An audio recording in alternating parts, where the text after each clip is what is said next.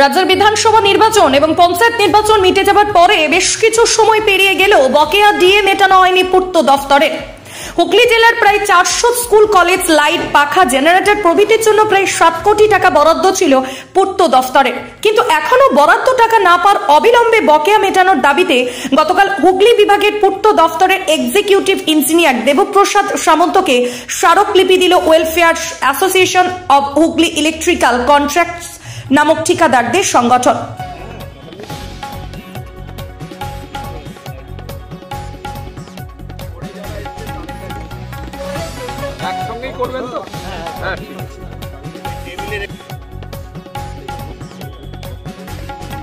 আমাদের আজকে একটা ব্যানার আনা উচিত ছিল, কিন্তু আমরা ঠিক এই ধরনের কোনোদিন করিনি। তো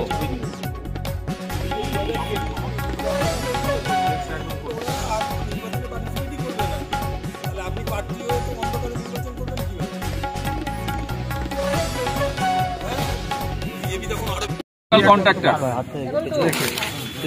আমাদের এই সংগঠনের পক্ষ থেকে আপনাদের প্রথমে ধন্যবাদ জানাচ্ছি যে আপনারা আমাদের ডাকে সাড়া দিয়েছেন। যে কারণের জন্য আপনাদেরকে আমরা ডেকেছি বা আপনাদেরকে আহ্বান করেছি, সেই কারণটা হলো 2021 সালের অ্যাসেম্বলি ইলেকশনের সিআরপিএফের বিভিন্ন স্কুলে গোটা জেলা জুড়ে তাদের অ্যাকোমোডেশনের টেম্পোরারি ইলেকট্রিক্যাল কাজ পশ্চিমবঙ্গ সরকারের পূর্ত দপ্তরের অধীনে আমরা টেন্ডারে পেয়েছিলাম, এবং সেই কাজ 2021 সালে ওই রকম একটা করোনা পিরিয়ডের মধ্যে আমরা অত্যন্ত সফলতার সঙ্গে সম্পন্ন করেছি। তারপরে আমাদের বিল হয়েছে, সেই বিল পূর্ত দপ্তর থেকে চন্দননগরের পুলিশ কমিশনারেট এবং হুগলি জেলার হুগলি গ্রামীণ এসপির অফিসে পাঠানো হয়েছে। টাকার পরিমাণ প্রায় 7 কোটি টাকা। আজ 2024 জানুয়ারির 16 তারিখ, প্রায় 2.5 বছর আমরা এখনো একটা টাকাও পেমেন্ট পাইনি। উপরন্তু গত 2023 মে মাসেও এই পঞ্চায়েত নির্বাচনে আপনারা জানেন, সেখানেও স্টেট ফোর্স এবং সেন্ট্রাল ফোর্সের যে অ্যাকোমোডেশন, তার স্টেট ফোর্সের কাজ জেলা পরিষদের মাধ্যমে এবং সেন্ট্রাল ফোর্সের কাজ পিডব্লিউডির মাধ্যমে হয়েছে। সেখানেও আমরা এই কাজগুলো অত্যন্ত সফলতার সঙ্গে সম্পন্ন করেছি। সেই টাকার পরিমাণও প্রায় 2 কোটি টাকা, 2.5 কোটি টাকা। অর্থাৎ পঞ্চায়েত নির্বাচন এবং 2021 সালের বিধানসভা নির্বাচন, এই দুটো নির্বাচন মিলিয়ে প্রায় 8.5 কোটি টাকা আমরা পাব। এবং আমরা এই যে 15 জন বন্ধু কন্ট্রাক্টর, তাদের প্রায় গড়ে 15 থেকে 20 জন করে স্টাফ, অর্থাৎ লেবার এবং মিস্ত্রি, তাদের পরিবারের যে ভরণ পোষণ তার দায়িত্ব আমাদের। অর্থাৎ জেলা জুড়ে 1 থেকে 1,500 মানুষের জীবনের স্থায়িত্ব আমাদের ওপর। এই অবস্থায় দাঁড়িয়ে আমরা অর্থনৈতিকভাবে প্রায় পঙ্গু হয়ে গেছি, কপর্দক শূন্য হয়ে গেছি।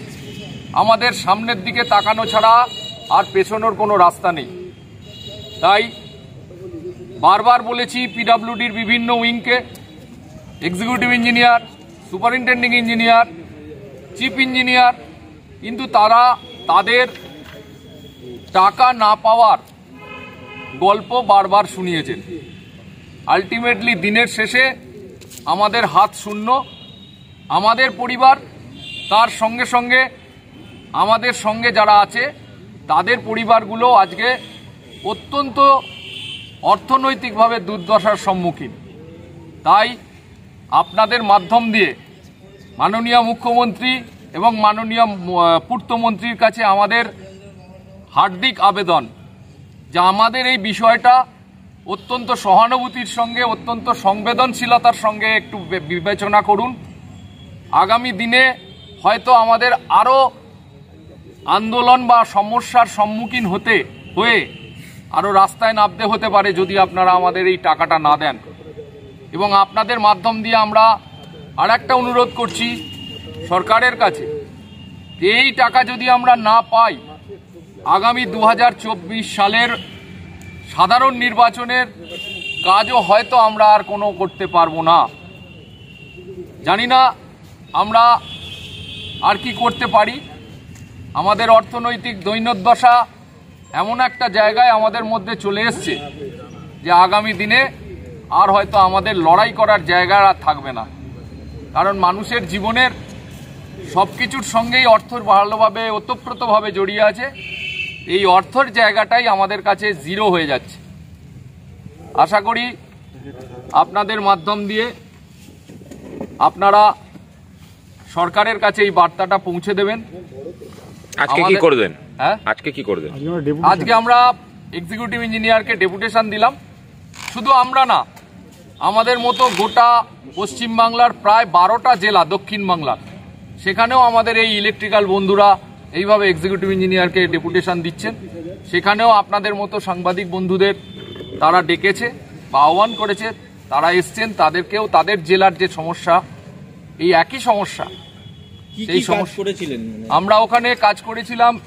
ইলেকট্রিক্যাল ইনফ্রাস্ট্রাকচার মানে স্কুল ঘরগুলোর মধ্যে টিউবলাইট, পাখা, মোবাইল চার্জার বোর্ড, তার সঙ্গে generator day and night service, তার সঙ্গে ইলেকট্রিক্যাল ওয়ার্কম্যান লোক এবং জেনারেটর চালানোর লোক, জেনারেটরের তেল, কম্পাউন্ড লাইট, অর্থাৎ টোটাল ওই স্কুলটার মধ্যে বা ওই অ্যাকোমোডেশন সেন্টারটার মধ্যে আমরা ইনফ্রাস্ট্রাকচার আলোর কাজটা টোটাল করেছিলাম। হুগলি থেকে প্রদীপ বসু রিপোর্ট, 24 ঘন্টা লাইভ। মুখ্যমন্ত্রী মমতা বন্দ্যোপাধ্যায়ের কর্মতীর্থ প্রকল্পের বাস্তব রূপ দিলেন চাঁপদানি পৌরসভার পৌরপ্রধান সুরেশ মিশ্র।